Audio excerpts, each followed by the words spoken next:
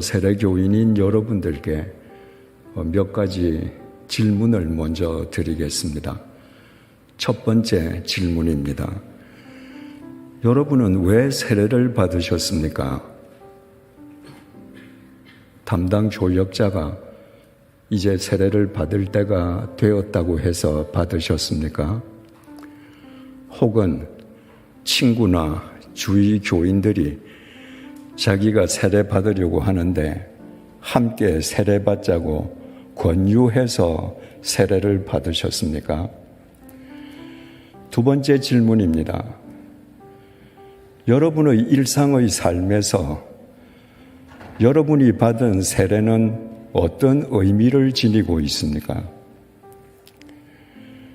여러분이 세례교인이면서 세례받은 이후 여러분은 일상의 삶에서 세례가 철저하게 망각되고 무시되고 있다면 여러분들 세례 왜 받으셨습니까?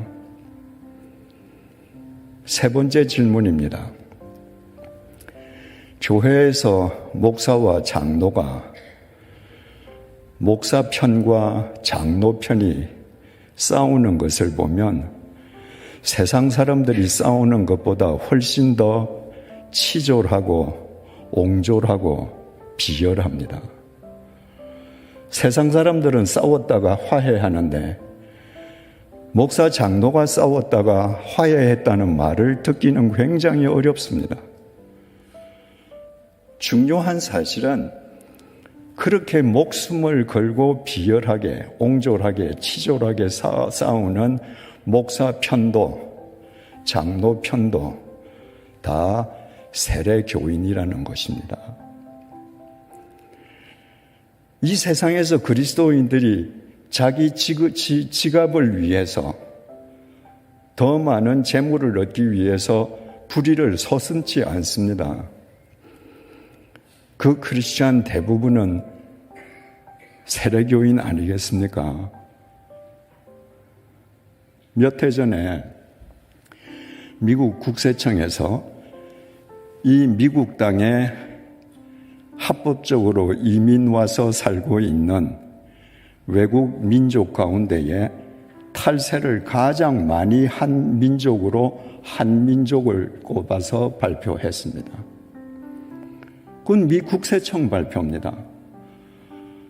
이 땅에서 장사하면서 가장 탈세를 많이 한 민족이 되게끔 하는데 기여한 많은 크리스찬들이 있을 겁니다. 그들 역시도 세례교인일 것입니다. 현실이 이렇다면 세례라는 것은 고작 아무 의미도 없는 종교 행위에 불과하다고 단언해도 누가 그것이 과언이라고 반박할 수 있겠습니까? 네 번째 질문. 세례가 이렇게 무의미하다면 예수님께서는 왜 세례를 받으셨겠습니까? 예수님께서는 일부러 요단강에서 세례를 주는 세례자 요한을 찾아가셔서 그가 만류함에도 불구하고 세례를 받으셨습니다. 다섯 번째 질문입니다. 예수님께서 친히 받으실 정도로 세례가 중요한 것이라면 그리스도인의 삶에서 세례가 중요한 비중을 차지하고 있어야 될 터인데 왜 오늘날 그리스도인의 삶에서 세례는 철저하게 망각되고 무시되고 있습니까? 대체 무엇이 어디에서부터 잘못된 겁니까? 바울이 세례의 본질을 로마서 6장 3절에서 5절에 이렇게 정확하게 밝혔습니다. 무릇 그리스도 예수와 합하여 세례를 받은 우리는, 세례의 본질은 연합이라고 그랬죠. 예수와 합하여 세례를 받은 우리는 그의 죽으심과 합하여 세례를 받은 줄을 알지 못하느냐. 그러므로 우리가 그의 죽으심과 합하여 세례를 받음으로 그와 함께 장사되었나니 이는 아버지의 영광으로 말미암아 그리스도를 죽은 자 가운데서 살리심과 같이 우리로 또한 새 생명 가운데서 행하게 하려 함이라. 만일 우리가 그의 죽으심과 같은 모양으로 연합한 자가 되었으면 또한 그의 부활과 같은 모양으로 연합한 자도 되리라. 우리가 세례를 왜 받는가? 침례교인들처럼 침례탕에 들어가서 몸을 다 잠그든 아니면 침례교를 제외한 다른 교단 교인들처럼 머리에 물방울을 뿌리는 세례를 받든 그 세례의 외적 형식을 거치는 이유는 하나입니다. 세례의 본질, 그리스도와 연합하기 위함입니다.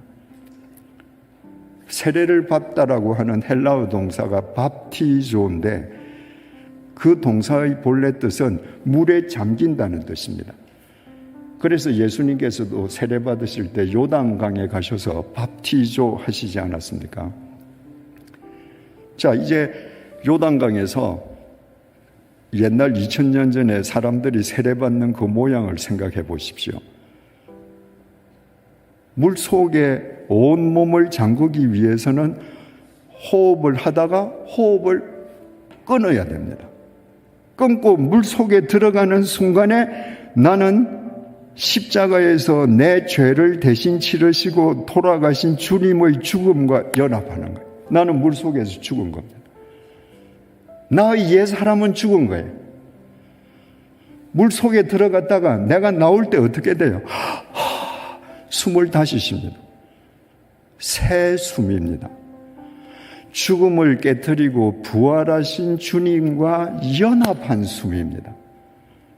그러니까 세례의 본질을 구현하는 사람은 옛 삶을 살 수 없고, 세례의 본질을 구현하는 사람은 날마다 자기를 부인하면서 주님 안에서 날마다 새로운 삶을 살 수밖에 없는 거예요.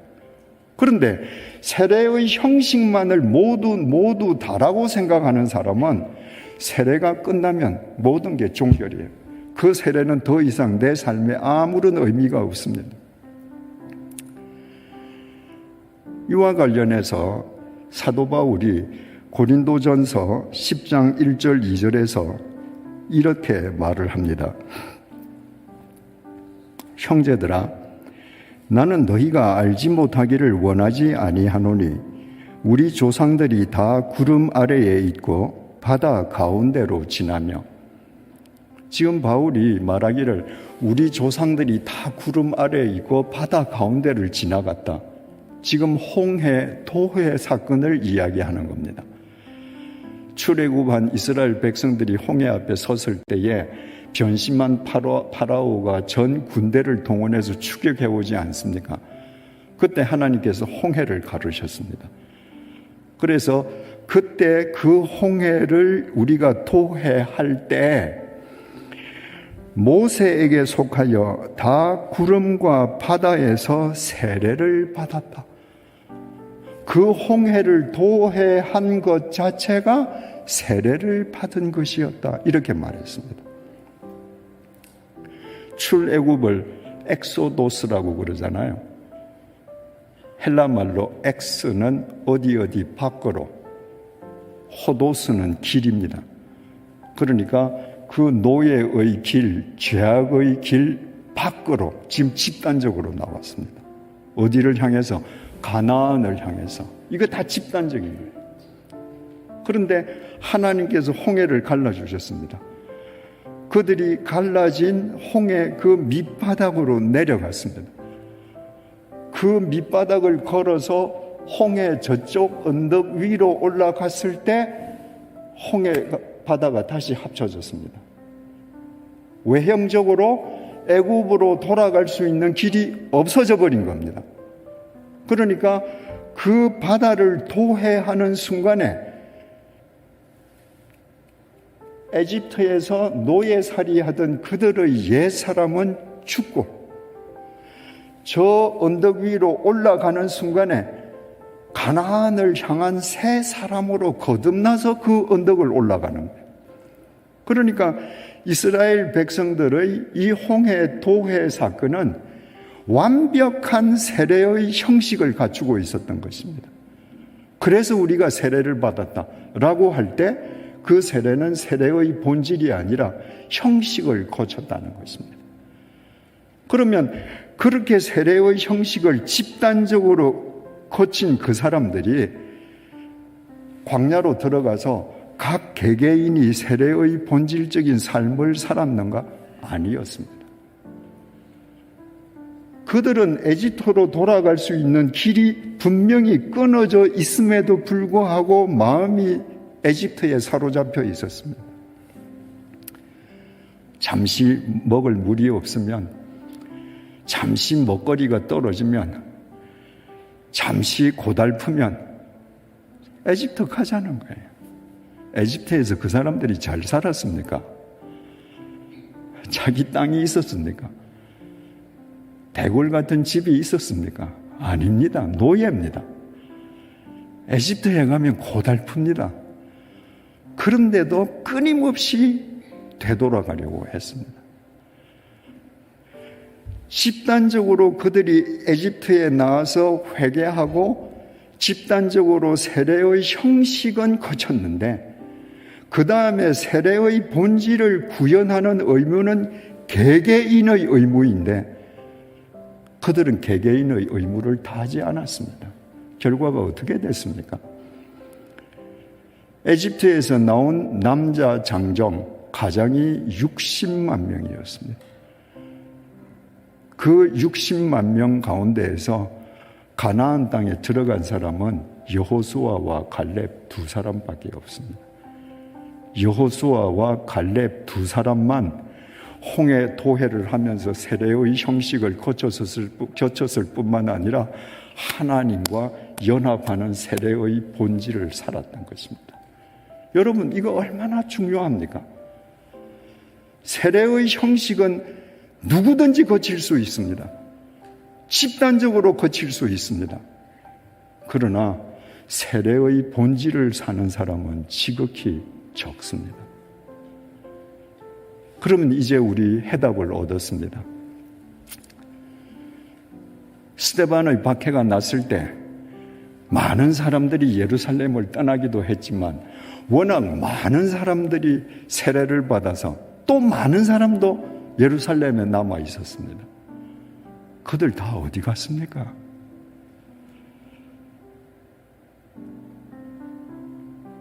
바울이 예루살렘에 올라가서 모함받고 돌팔매질을 당해서 죽임을 당하려는 그 절체절명의 순간에 왜 바울을 구해주려는 한 명의 크리스찬도 예루살렘에 없었습니까? 이제 해답을 아시겠죠? 그들은 모두 세례의 형식만 거친 사람들이었습니다. 집단적으로 찔림을 받을 수 있습니다. 집단적으로 어찌할꼬 물을 수 있습니다. 그러나 자기 삶의 현장에 가서 개인적으로 세례의 본질을 사는 건 철저하게 그 개인의 몫입니다. 그들은 세례의 형식만을 거쳤기 때문에 박해가 있을 때 그들의 생명을 지키기 위해, 그들의 재산을 지키기 위해 쉽게 야합할 수 있었습니다. 그들의 삶에서 세례는 형식 이상의 의미가 없으니까, 세월이 지나가니까 세례라는 의미도 다 소멸되고 자신이 한때 세례받은 크리스찬이었다는 것도 다 망각했습니다.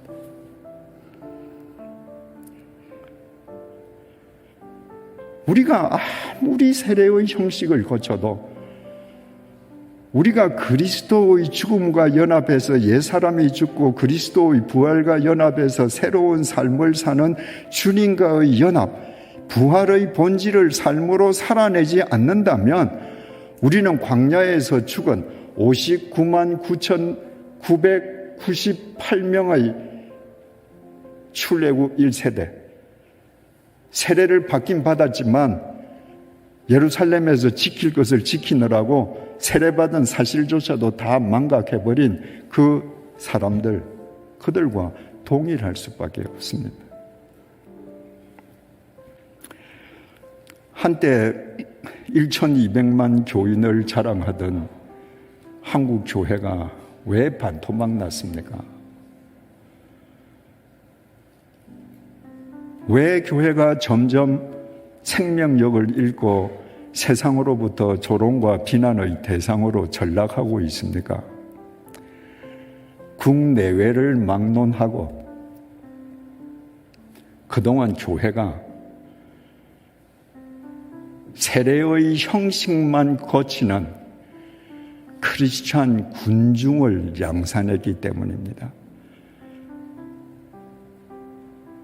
세례의 본질을 사는 크리스천을 세우는 일에는 등한시하고 머리수만 늘리는 형식만 거치는 군중만 배출했기 때문입니다.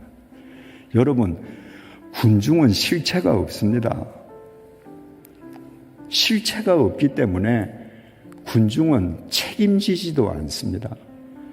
여러분이 깨어있는 세례의 본질을 구현하는 진짜 예수쟁이가 아니라 크리스찬 군중으로 살면요, 여러분은 주님의 말씀이 아니라 아무리 예배당에 다녀도 시류에 휩쓸리면서